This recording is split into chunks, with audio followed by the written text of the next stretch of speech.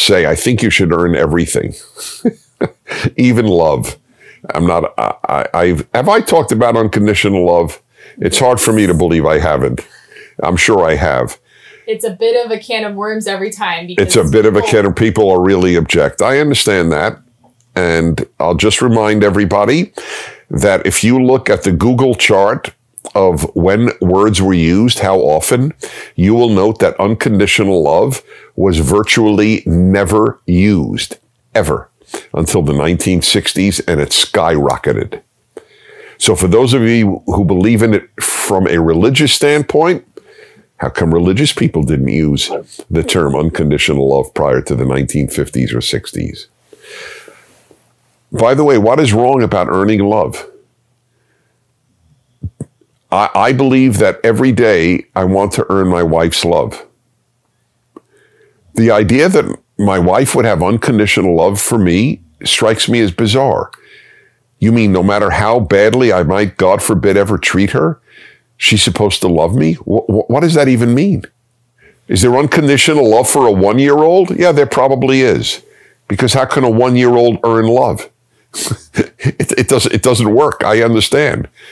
But beginning at the age of self-consciousness, self-awareness, yes, it's worth earning love as well. Earning money, earning love, earning honor. What bothers us is when people are honored and we don't think they've earned it.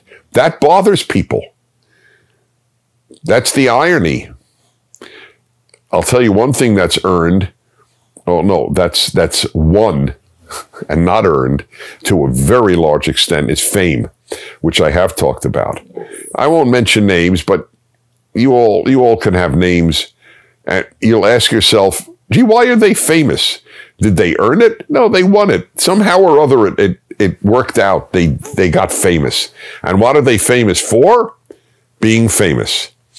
So I am a big fan, and you should be too, of the word earn.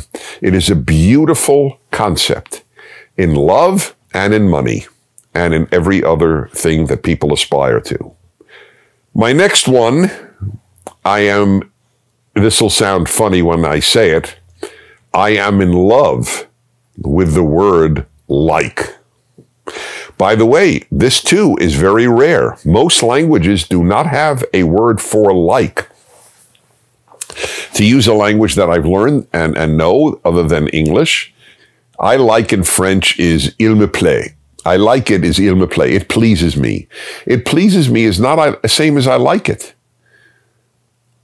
Every language, I assume, has a word for love. I love it. I love you. I love my dog, right? But a verb just saying something that seems to be less than love, but is very positive, is like. And let's see, so mnie nравится, the same thing in Russian. It pleases me. Isn't that interesting? Just the way the French would say it. Hebrew would have also a very similar thing. Hebrew does not have a word for like. Why do I love like? Because it's so incredibly important. And here's my most dramatic example. A lot of parents love their kid or kids, but don't like them. And I would argue that if you had to have one or the other, it's better to like your kids than to even love them. Ideally, it's both, of course.